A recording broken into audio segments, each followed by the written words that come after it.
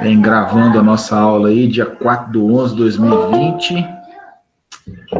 Direito Administrativo 2, com a turma do 8º A. Como eu ia dizendo, Matheus, Vinícius, o objetivo da aula de hoje é estar trabalhando com vocês a introdução do tema bens públicos, domínio público, tá? Matéria nova.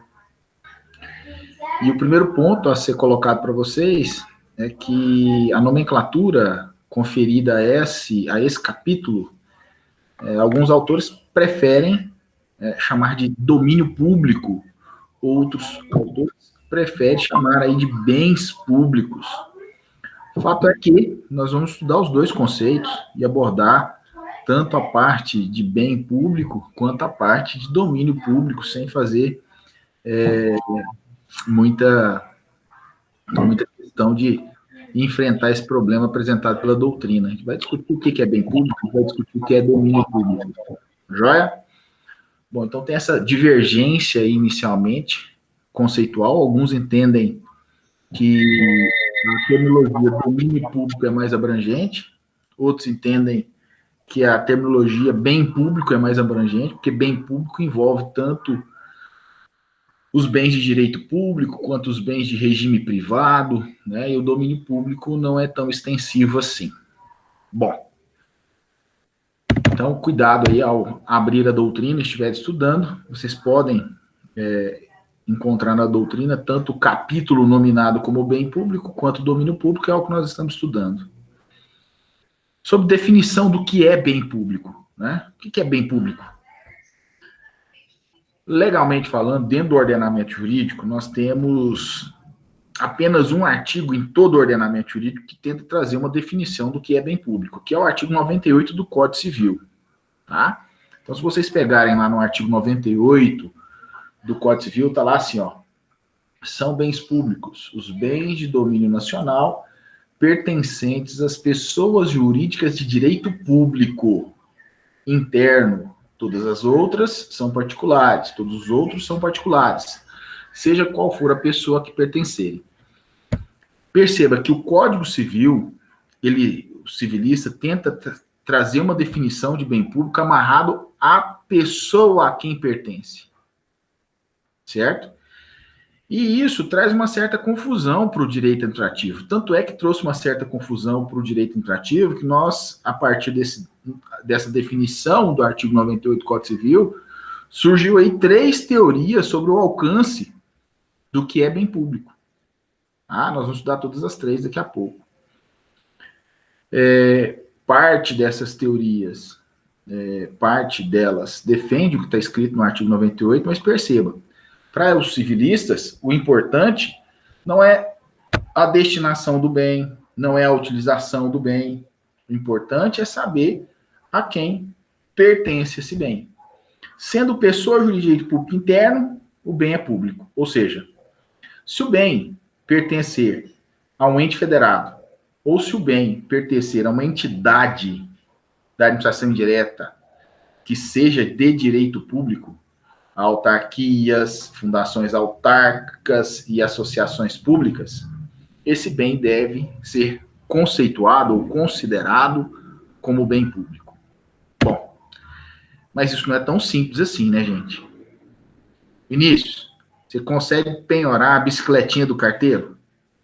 Você acha que você consegue fazer a penhora da bicicleta do tio carteiro? Você acha que dá certo isso? Assim, se a bicicleta for de propriedade dele, é mais fácil. Agora, se for de propriedade pública, é mais difícil. E se for dos Correios, da Empresa Brasileira de Correios e Telégrafos? Eu acredito que vai ter uma dificuldade, porque é bem público. Exato, mas espera aí. É bem público? Olha só, o que nós acabamos de falar aqui? Que o conceito previsto no artigo 98 do Código Civil, bem público, é aquele pertencente à pessoa jurídica de direito público. E a Empresa Brasileira de Correios e Telégrafos, conforme nós estudamos no semestre passado, é uma pessoa jurídica de direito privado. Privado. Percebeu o problema que esse artigo 98 trouxe para a órbita do direito administrativo? Será que eu vou considerar realmente o que está no artigo 98? Bom, Como eu disse, são 3 correntes doutrinárias, viu, o Vinícius, Matheus? A primeira corrente é a corrente exclusivista. Corrente exclusivista. Para os exclusivistas, como, por exemplo, o professor José dos Santos Carvalho Filho, o artigo 98 está certo. Para eles, apenas os bens pertencentes às pessoas de direito público devem ser considerados bens públicos. Todos os demais são particulares, são privados. Tá? Então, primeira corrente, capitaneada aí pelo professor José dos Santos Carvalho Filho, corrente exclusivista. O artigo 98 está correto. Apenas os bens pertencentes às pessoas de direito público podem ser considerados bens públicos. Segunda corrente. A segunda corrente percebeu justamente essa pergunta que eu fiz para o Vinícius. Opa, peraí, mas esse conceito que está aí não fecha. Porque nós temos bens que pertencem às pessoas de direito privado que também devem ser considerados bens públicos. Né? A título de exemplo, na corrente inclusivista, as empresas estatais, tanto a empresa pública quanto a sociedade de economia mista, são entidades que pertencem à administração indireta e elas devem ser consideradas também bens públicos. Para a corrente inclusivista, eles continuam cometendo, na minha opinião, o mesmo equívoco, o mesmo erro da corrente exclusivista e o erro que está no Código Civil, no artigo 98. Eles continuam tentando definir o que é bem público saindo da pessoa a quem pertence. E eles repetem o mesmo erro. Olha, é bem público. Os bens pertencentes às pessoas de direito público e às pessoas jurídicas de direito privado da administração indireta. Então, eles incluíram aí, né, todas as entidades da administração indireta, mas não fez nenhuma observação sobre a atividade que exercem essas pessoas. Certo? Bom, aí a última corrente surge, capitaneada pelo professor Celso Antônio Bandeira de Mello, corrente mista. E a corrente mista, ela não leva em consideração apenas e tão somente a pessoa a quem pertence o bem. Ela faz uma outra análise, que é a seguinte: bom, se o bem pertence à pessoa jurídica de direito público, não tem o que discutir. É bem público. Agora, se o bem pertence à pessoa jurídica de direito privado, eu tenho que fazer uma segunda pergunta. Tenho que fazer a seguinte pergunta: esse bem está ou não afetado à prestação de um serviço público? Percebeu que mudou o cenário? Primeiro eu pergunto a quem pertence, depois eu pergunto a quem pertence, mas também pergunto se o bem está ou não afetado à prestação de um serviço público. Então, para a corrente mista, tanto os bens que pertencem às pessoas jurídicas de direito público, quanto os bens afetados que pertencem às pessoas de direito privado, devem ser considerados ou ao menos equiparados aos bens públicos. Por isso que eu fiz a brincadeira com o Vinícius e perguntei para ele se tem como penhorar a bicicleta do carteiro. Se ela pertence à empresa brasileira de Correios e Telégrafos, né? É uma pessoa jurídica de direito privado. Então, qual a segunda pergunta que eu tenho que fazer, Vinícius? Essa bicicleta está afetada à prestação do serviço público? Está. Né? A bicicleta ela é utilizada para a prestação de um serviço público. Logo, ela não pode ser objeto, né, de penhora. Beleza? Então, corrente mista aí é a que tem prevalecido para a doutrina moderna e também é a que vem sendo a dominante aí no cenário dos tribunais. Tá? Corrente mista. Observação bacana aí sobre a corrente mista é a seguinte, ó, será que ela pode alcançar empresas privadas que não integram a administração pública direta e indireta? Né? Sim, pode sim. Esses bens das empresas privadas que são concessionárias ou permissionárias também estando afetados à execução do serviço público, eles não são bens públicos, mas são equiparados a bens públicos. Por exemplo, né, tem como penhorar a ambulância que presta socorro da Triunfo Consebra? Você vai penhorar outras coisas. A ambulância é um bem privado, tudo bem, pertence à concessionária. Mas a ambulância, em que pé seja um bem privado, está afetada a prestação de um serviço público, que é a prestação de socorro na rodovia. Logo, é um bem que está afetado, logo é um bem que é equiparado. Equiparado não é bem público, mas é equiparado a bem público, e enquanto ele estiver afetado, algumas das características dos bens públicos recaem sobre ele. Tá? Uai, eu liberei. O Fabiano tá pedindo para liberar acesso. Não apareceu aqui para mim, como que eu vou liberar? Pede para ela entrar de novo. Todo mundo que entrou aqui eu liberei. Não tá aparecendo nada aqui não. Eu acho que ela deve estar entrando fala para ela entrar pelo link que eu mandei hoje, tá? Pede para ela entrar pelo link que eu mandei hoje, por favor. Vamos ver se dá certo. Beleza, Vinícius? Fala com ela lá, por favor. Então vamos lá, seguindo. E domínio público? Temos um conceito de bens públicos e domínio público. O que seria domínio público? Né? Domínio público, nós temos duas acepções principais, dois significados principais. Domínio público lato sensu e domínio público em sentido estrito. Domínio público lato sensu, domínio público em sentido estrito. Domínio público lato sensu deriva do chamado domínio eminente. O que é o domínio eminente? Domínio eminente é uma característica de todo e qualquer Estado soberano. Esse domínio eminente decorre da soberania estatal.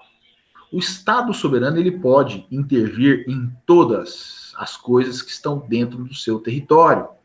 Isso é domínio eminente. É um poder político decorrente da soberania estatal. Então, perceba, o Estado brasileiro pode intervir em todas as coisas que estão dentro do seu território. Isso é uma regra da soberania. Isso é uma característica da soberania. Daqui a algumas aulas, nós vamos estudar a intervenção do Estado na propriedade privada. E a intervenção do Estado na propriedade privada são vários os meios interventivos, né?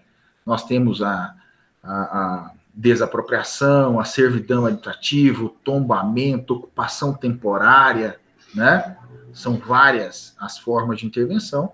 E todas essas intervenções são decorrentes do domínio eminente, que é justamente esse poder político, onde o Estado vai e pode, né, intervir em todas as coisas que estão dentro do seu território. Há um tempo atrás, há alguns anos, uma subsidiária da Petrobras foi objeto de estatização no exterior. Tá? Então a Petrobras tinha uma subsidiária que explorava o gás natural da Bolívia, e o então presidente da época, que é o atual presidente ainda, nunca saiu do poder, que é o Evo Morales, ele estatizou. Ele foi lá e falou, não, a empresa da Petrobras, aqui na Bolívia, que explora o gás natural, agora é da Bolívia, do povo boliviano. Bom, ele pode fazer isso? Pode. Domínio eminente. Não deve, dependendo da ideologia econômica, mas ele pode. Decorre da soberania do Estado boliviano. Certo? Bom, segundo significado de domínio público.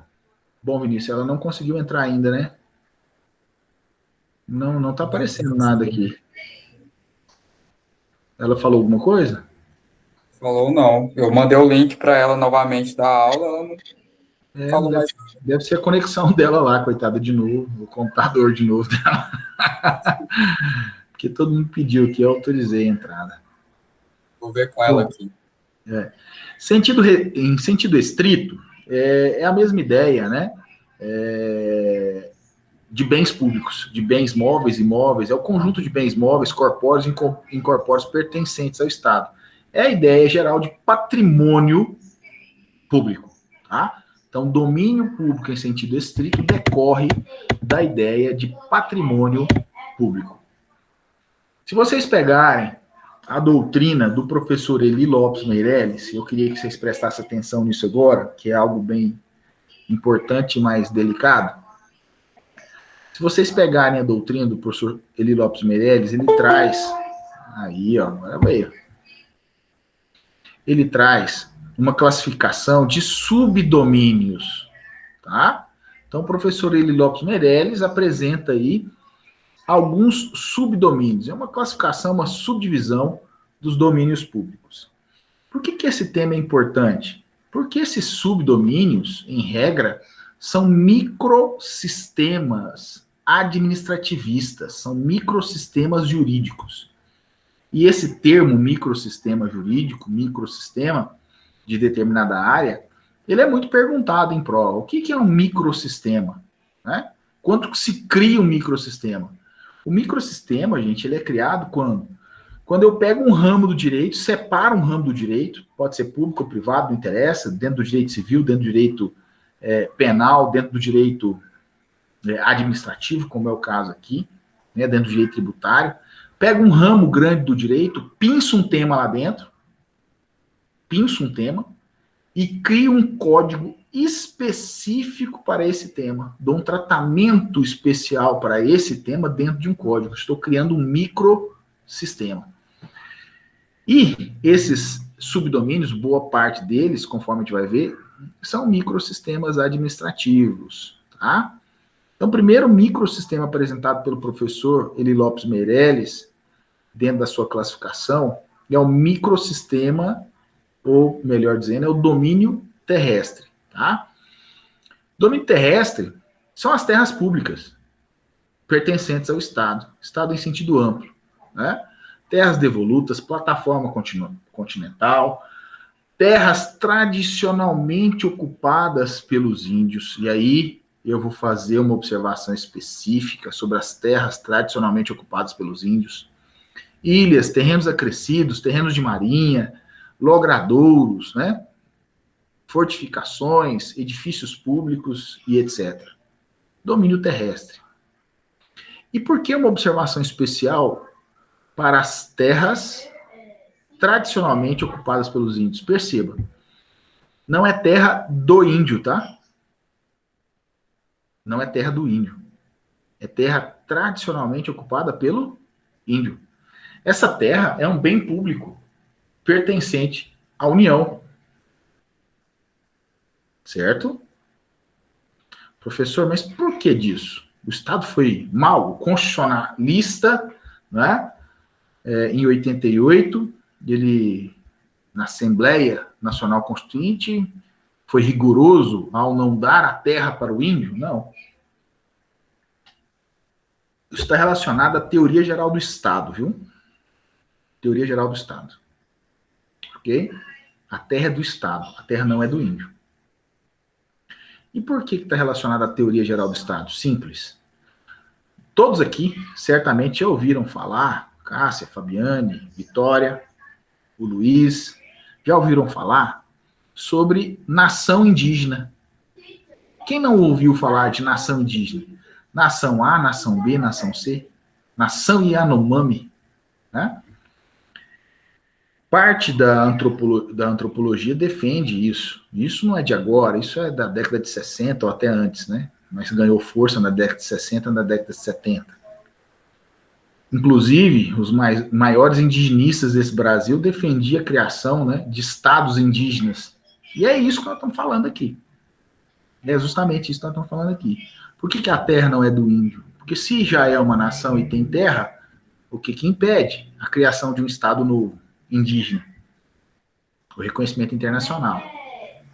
Será que eles teriam dificuldade em ter um reconhecimento internacional sobre isso? Hã? Então, perceba, é uma discussão de teoria geral do Estado. O professor está falando que deve ou não deve? Não, não é isso. Eu estou tentando esclarecer para vocês o porquê que isso está previsto no texto constitucional dessa forma. Um dos motivos de se colocar no texto constitucional que a terra não é do índio, que a terra não é da nação X, da nação Y, e sim a terra é do Estado.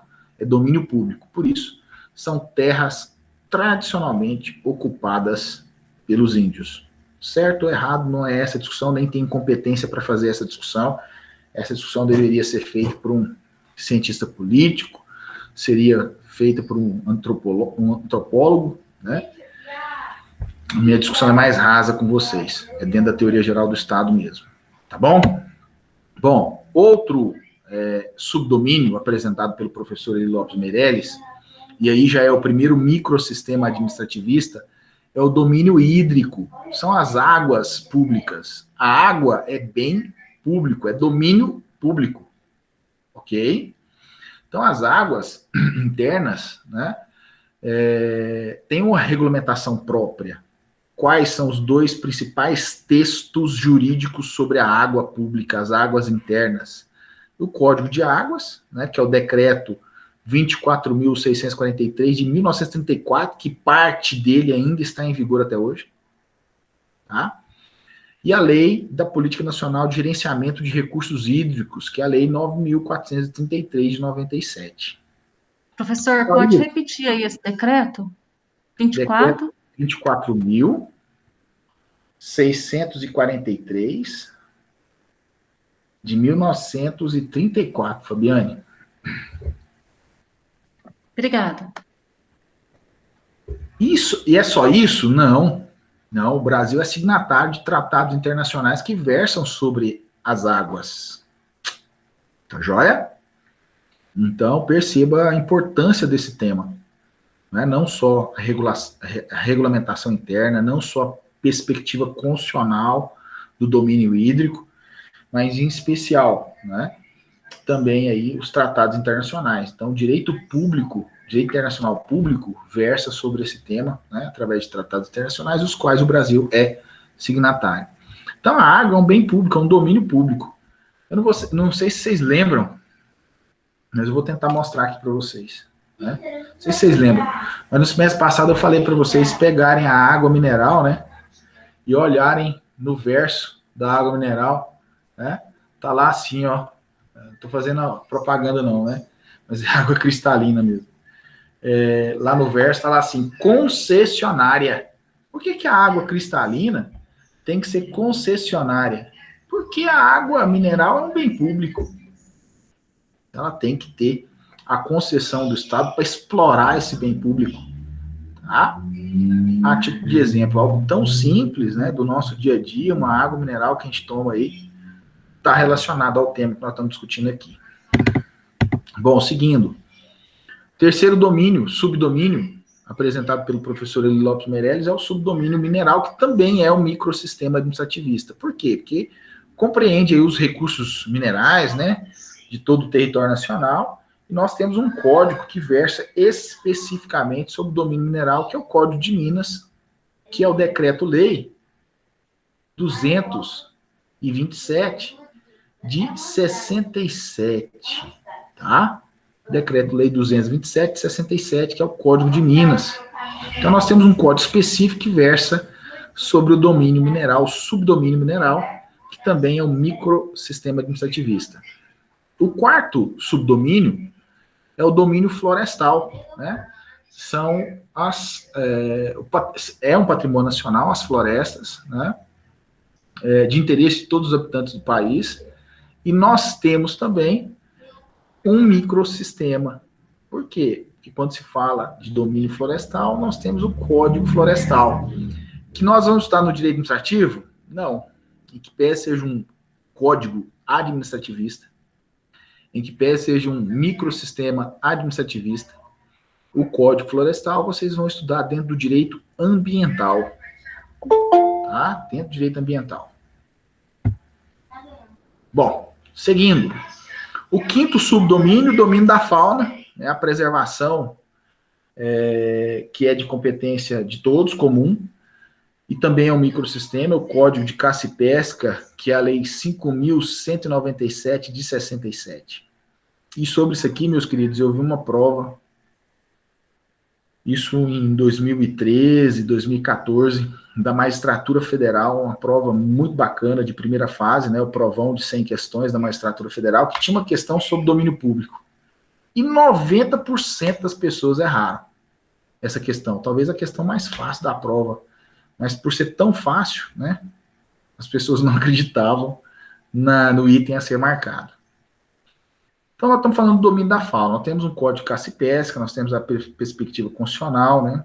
E o que o domínio da fauna fala?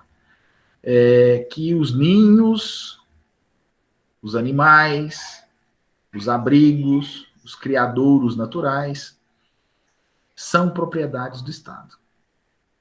Né? Então, o ninho do passarinho é propriedade do Estado. Para você ver que pergunta simples e boba até, e caiu numa prova da magistratura federal. A prova era, essa questão era muito simples, né? Estava lá assim, qual dos itens abaixo se mostra domínio público, se apresenta como domínio público. Aí vinha lá, múltipla escolha, A, B, C, D, E, vinha lá vários pontos, né? E uma das letras era o ninho do passarinho, desse jeito, o ninho do passarinho. Imagine isso numa prova da magistratura federal. E a grande maioria das pessoas erraram. Por quê? Porque não sabem, né, que o Código de Caça e Pesca, o domínio da fauna, protege não só os animais, mas também os ninhos e os criadouros naturais desses animais. É propriedade do Estado. Tá?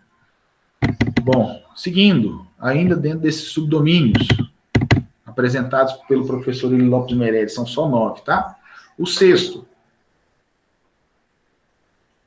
o subdomínio espacial, né, que também é um microsistema administrativista, o espaço aéreo nacional, né?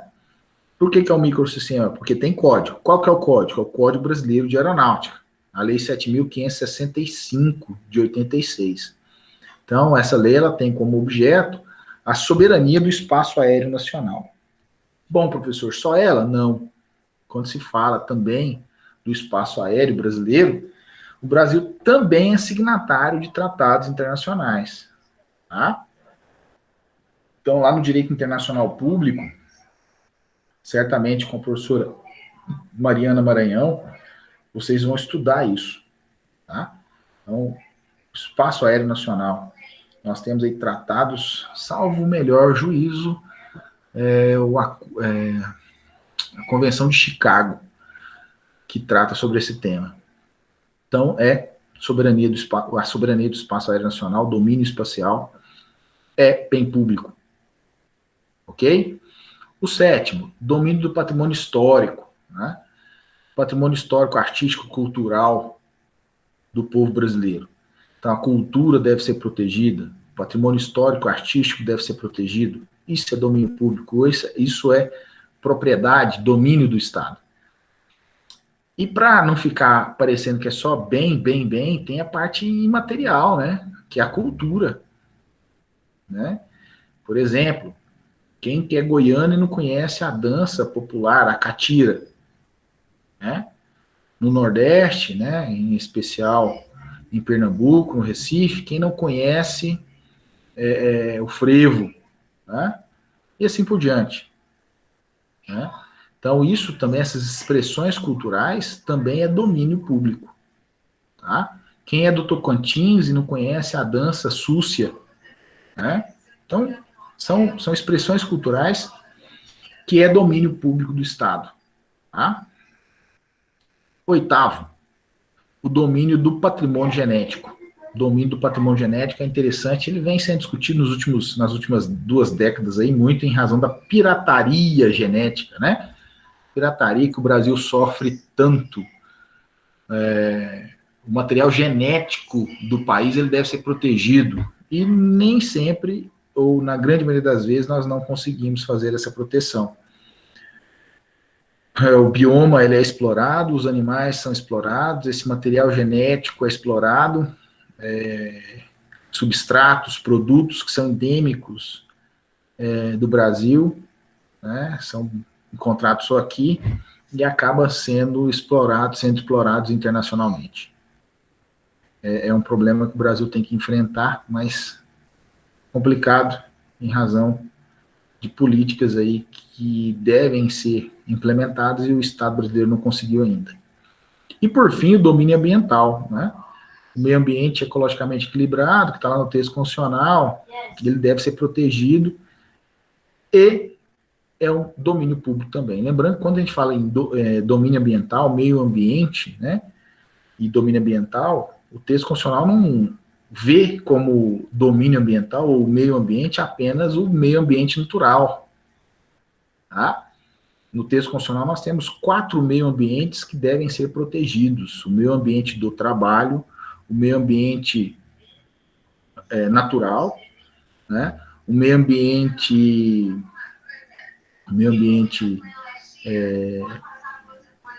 criado pelo homem, artificial, tá?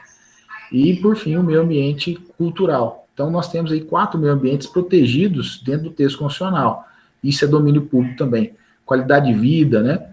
Bem de uso comum do povo. Certo? Então, esses são os subdomínios. E perceba que grande parte desses subdomínios, grande parte, não todos, são microsistemas. Quando que vai ser um microsistema? Quando eu pinço um tema do ramo e crio um código específico para aquele tema. Então, grande parte desses subdomínios aqui apresentados pelo professor Eli Lopes Meirelles são microsistemas administrativistas. Bom, regime jurídico dos bens públicos. Em outras palavras, quais são as características dos bens públicos ou quais são os atributos dos bens públicos? Quais são os atributos dos bens públicos? Quais são as características dos bens públicos que, por isso, cria o chamado regime jurídico dos bens públicos? São 4 características. 4 características. Inalienabilidade, imperabilidade, imprescritibilidade e não onerabilidade. São essas 4 características, são esses 4 atributos que cria o regime jurídico dos bens públicos. Tá? Por que é tão importante, voltando um pouquinho no início da aula, chegar a uma definição de bem público, né? A gente falou lá que são 3 correntes: corrente exclusivista, corrente inclusivista e corrente mista, né? Por que é tão importante chegar a essas 3, estudar essas 3 correntes para chegar a uma definição de bem público? Por causa dos atributos que eu tenho que levar para esses bens públicos. Então, a partir do momento que eu defino algo como bem público, sobre ele recai esses atributos: inalienabilidade ou alienação condicionada, imperabilidade, imprescritibilidade e não onerabilidade. Primeiro atributo: inalienabilidade ou alienação condicionada. Doutrina clássica chama de inalienabilidade, doutrina moderna chama de alienação condicionada. E para mim a doutrina moderna está correta, porque quando eu falo inalienabilidade, me dá uma noção de algo absoluto que não é verdade. Olha só, em regra, os bens públicos não podem ser alienados a título oneroso, nem a título gratuito. Em outras palavras, em regra, o bem público não pode ser vendido e nem pode ser doado. Certo? Em regra, por quê? Porque, atendido uma série de requisitos que nós vamos estudar daqui a pouco, o bem público pode ser, sim, alienado. Certo? Então, primeiro atributo do bem público: inalienabilidade ou alienação condicionada. Em regra, os bens públicos não podem ser vendidos, não podem ser doados. Joia? Segundo atributo: impenhorabilidade. Os bens públicos não podem ser penhorados, não podem sofrer constrição judicial. O que isso quer dizer, Fabiane?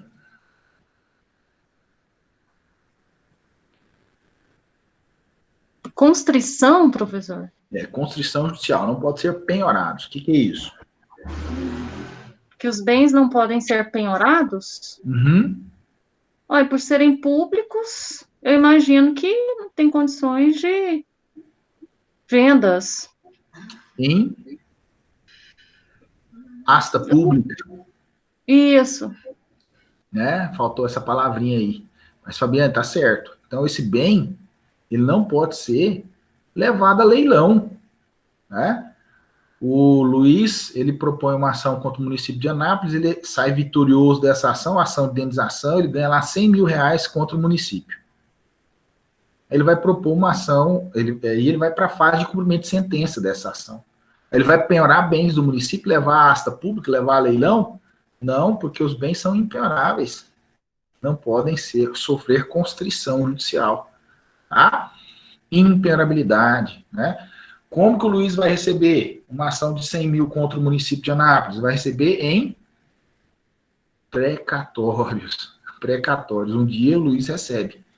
Um dia, né, os netos dele vai receber. Vamos lá. Terceiro atributo ou terceira característica dos bens públicos. Imprescritibilidade. Imprescritibilidade. Fiquei sabendo que o Arthur é bom em direito civil. É, Arthur? Você é bom em direito civil? Ou é só lenda? Não, não sou muito bom não, é lenda. Mas pode perguntar, às vezes eu dou conta. Então vamos lá, Arthur, presta atenção aqui, ó. Vamos ver se você lembra, talvez você lembre. No direito civil a gente já estudou isso, no direito processual civil a gente já estudou isso. O Alessandro ocupa uma casa do Arthur. O Alessandro ocupa uma casa do Arthur que está abandonada ali, não está sendo utilizada. Então, eu aproveito que o portão está lá com o cadeado estourado, entro para dentro da casa dele e começo a morar lá. Com intenção de ser dono. Certo? É um imóvel urbano com menor de 250 metros, menor que 250 metros quadrados, e fico ali durante 5 anos. O Arthur não faz nada. Então, eu tenho a posse mansa e pacífica do imóvel há mais de 5 anos. Ocorreu o quê? A uso campeão.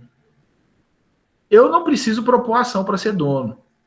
Se atendi todos os requisitos, automaticamente eu sou dono.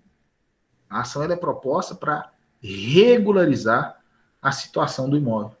Propõe uma ação contra o Arthur, exigindo aí do judiciário uma declaração de propriedade.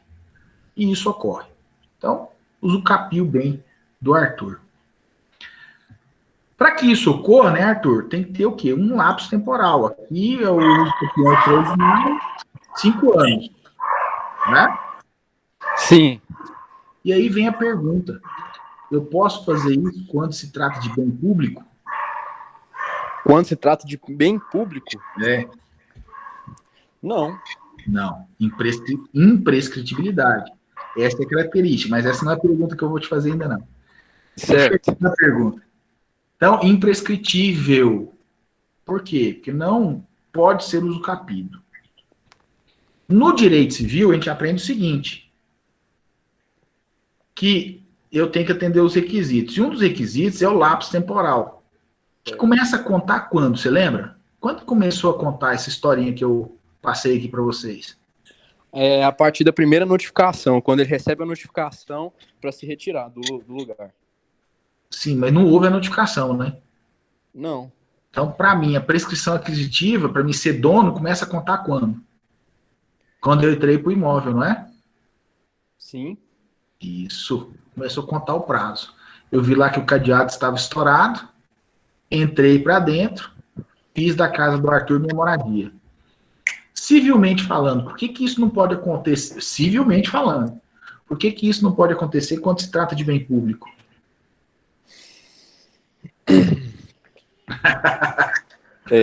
Agora me apertou. Não sei, professor, não sei falar a resposta.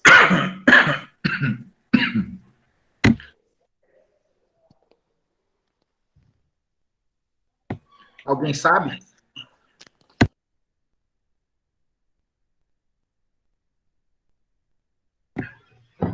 Porque o prazo não conta, não corre contra o Estado? Matheus, beleza, porque o prazo não corre. Por que o prazo não corre?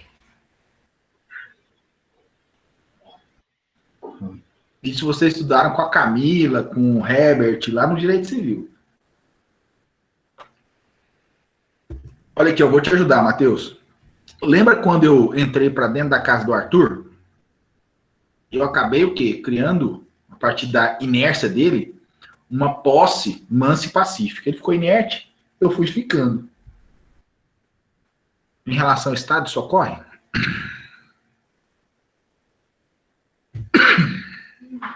Não ocorre, né? Por que que não?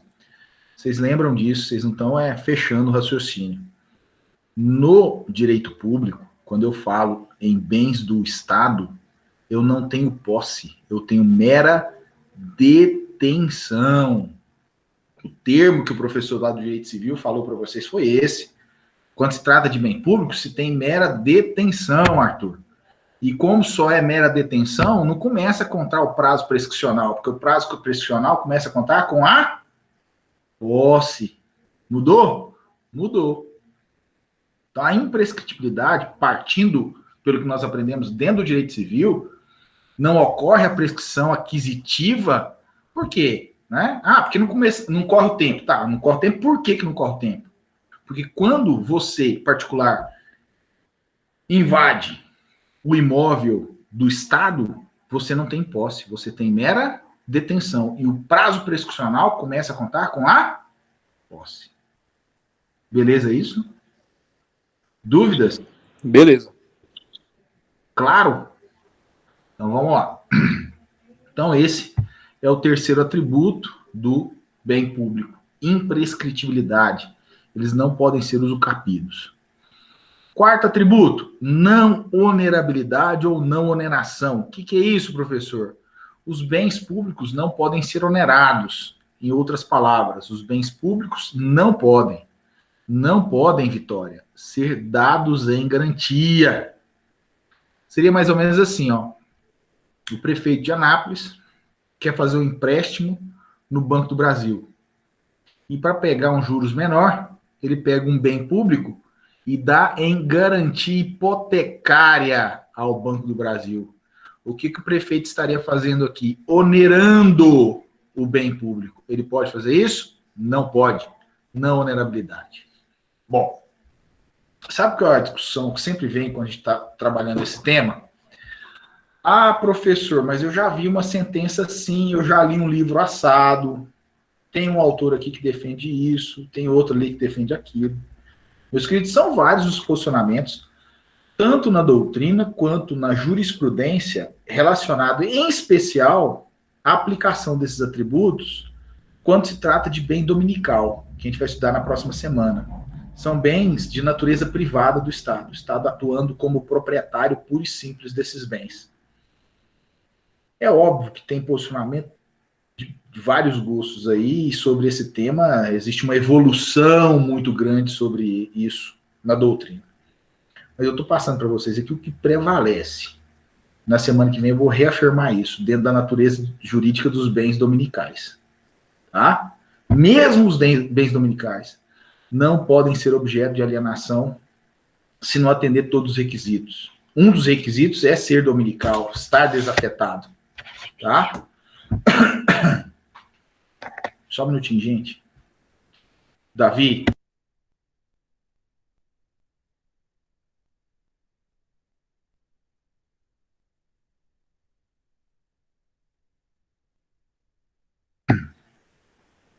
Então, existe aí vários autores contrariando o que eu estou dizendo aqui. Então o professor Alessandro está me ensinando errado. Não, não é isso não, gente. Tá? Eu estou falando aqui para vocês o que prevalece na doutrina. Ok? O que prevalece na doutrina, o que prevalece na jurisprudência. Eu vi uma sentença, né, isso já aconteceu há algum tempo. Eu vi uma sentença muito bem redigida por um juiz de Rio Verde que deu o campeão de uma área verde a uma família. Né? Mas na hora que sobe para os tribunais, cai. O que prevalece nos tribunais, em especial nos tribunais superiores? Uso campeão de bem público não cabe. Essa família lá de Rio Verde já morava nessa área verde. Ela ocupou a área verde por erro. Quando ela nasceu o loteamento, o vendedor mostrou o lote como sendo, a área verde mostrou a área verde como sendo o lote deles, que eles compraram. Eles adquiriram o lote. Só que mostraram ali a área verde para eles como se fosse o lote que eles iriam morar. Eles construíram sobre a área verde, moraram lá há 30 anos. 30 anos. E aí depois veio o poder público e falou, opa, peraí, esse bem aqui é público, tem que desocupar? Tem que desocupar. Imprescritibilidade. É justamente o que nós acabamos de discutir. Tá? Então, meus queridos, é um tema em evolução. Vocês vão encontrar aí autores falando que tem exceções. Existe uma possibilidade de usucapir bem público. Um professor aí que eu uso muito, cito muito, que é o Alexandre Maza. Eu acho que a Fabiane tem o livro dele, do Maza, né? Ah, não, você tem do Matheus Carvalho, né, Fabiane? O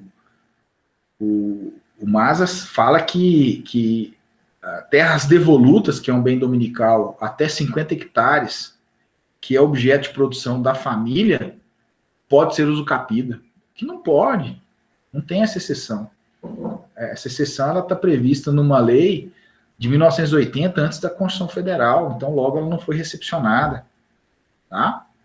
Bom, o primeiro atributo que nós falamos foi inalienabilidade. Para a doutrina moderna, alienação condicionada. E aí nós vamos enfrentar o nosso último tópico da aula de hoje. Quais são os requisitos para a alienação de um bem público? Se a alienação é condicionada a atendimento de alguns requisitos. Primeiro requisito, que essa alienação venha, de fato, atender o interesse público justificado. É óbvio. O bem está sendo alienado para atender interesse público justificado? Essa é a primeira pergunta. Ou é para atender interesses de particulares? Né? Segundo requisito. Obrigatoriamente, o bem tem que estar desafetado. Afetação, desafetação. O bem público afetado é aquele que está sendo utilizado na execução de uma tarefa pública, de um serviço público, de uma atividade pública. Esse está afetado.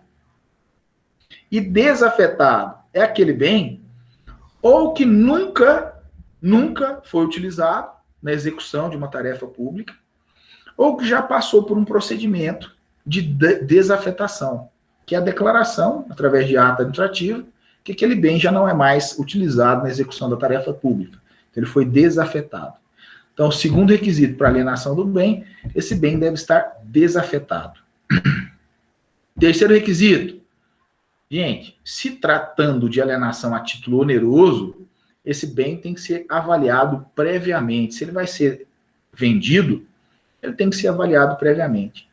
E a administração pública vai partir de qual valor? Valor de mercado, valor real do imóvel, do bem. Tá? Quarto requisito, ele vai ser avaliado, por quê? Porque ele vai ser objeto de uma licitação. Quais são as modalidades licitatórias que serão aplicadas, que podem ser aplicadas? Ou a concorrência, ou o leilão. Então, nós temos a concorrência ou leilão para conseguir alcançar a alienação desse bem. Quinto requisito. Quando se tratar de bem público pertencente à pessoa jurídica de direito público, obrigatoriamente, nós temos que ter uma autorização do Poder Legislativo respectivo. Então, se o bem é de uma autarquia federal, se o bem é da União, do Legislativo Federal, se o bem pertence ao município de Anápolis, e ao município, pessoa jurídica de direito público interno, tem que ter autorização do Legislativo Municipal. Certo? E o último requisito, se tratando de bem público federal, o último requisito é que esse bem será alienado por autorização, por um ato, né, do presidente da República ou do ministro da Fazenda. Então, se tratando de bens imóveis da União, tem que ter um ato aí do presidente da República ou do ministro da Fazenda. Beleza? Então, o tema de hoje é bens públicos até aqui. Semana que vem a gente vai avançar mais um pouco, terminar bens públicos, né, falar sobre... semana que vem não, semana que vem é prova. Na outra semana a gente termina bens públicos. A matéria da prova é até serviço, essa parte aqui de hoje não entra na matéria da prova, tá? A matéria da prova é só até serviço. E no nosso próximo encontro a gente vai matar aí bens públicos. Ok? Perguntas, meus queridos? Vamos lá. Professor, sobre as cachoeiras que ficam dentro das propriedades privadas, entra na parte do domínio hídrico, né? É domínio hídrico a preservação, tá? Isso não quer dizer que você, enquanto particular, não sendo dono, você pode entrar na cachoeira sem autorização do proprietário. Sim. Entendeu a diferença? Isso é domínio público. Agora, quando se trata de rios navegáveis, aí muda. Por quê? Porque o rio navegável, aí qualquer um pode passar por ele. Diferente. Né? Diferente. A cachoeira não é navegável. Então, a cachoeira, ela é domínio público, a questão de se tratar de um patrimônio ambiental. E mais, a exploração dela também, ela tem que atender alguns requisitos, tá? Mas a entrada, sem autorização do proprietário, você não vai conseguir. No caso, a taxa que eles cobram para a entrada, no caso, aquela taxa é apenas para manutenção? É algo irregular que acontece, né? Porque a maioria ali não tem concessão para exploração.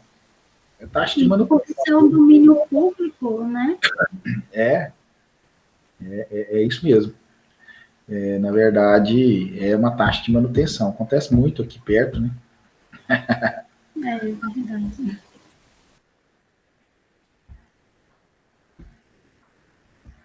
Quando é para exploração, gente, tem que ter a autorização do Estado, né?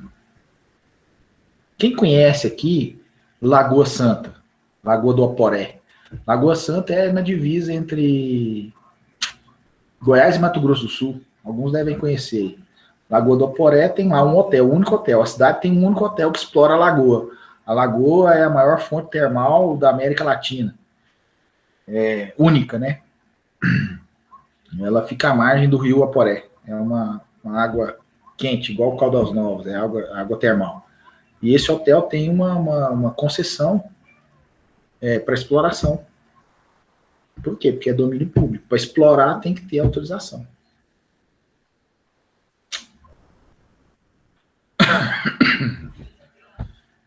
Mais perguntas? Vitória, Luiz, que não falaram nada ainda hoje. Sobre o patrimônio. Oi, vamos lá. Primeiro a Fabiane.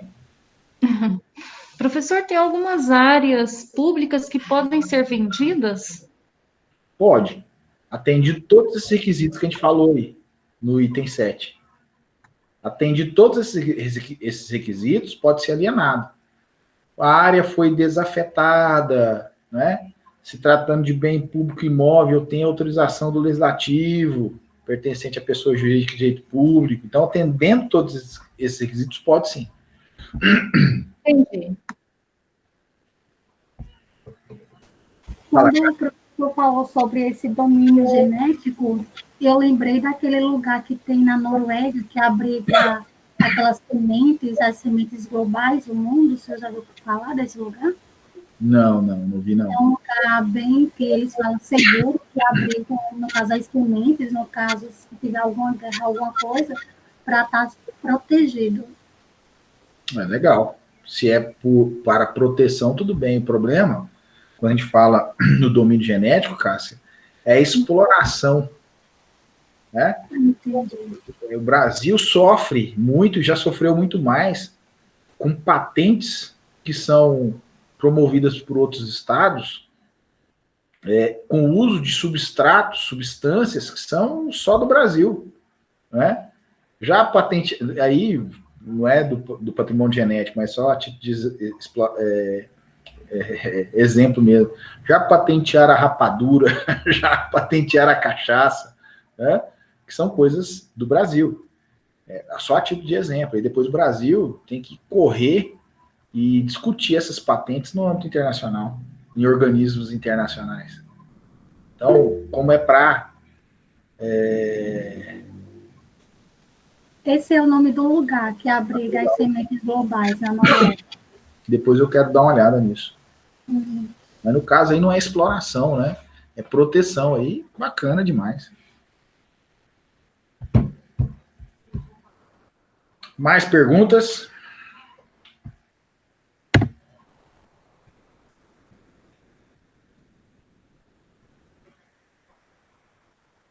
Não? Meus queridos, então até daqui 2 semanas.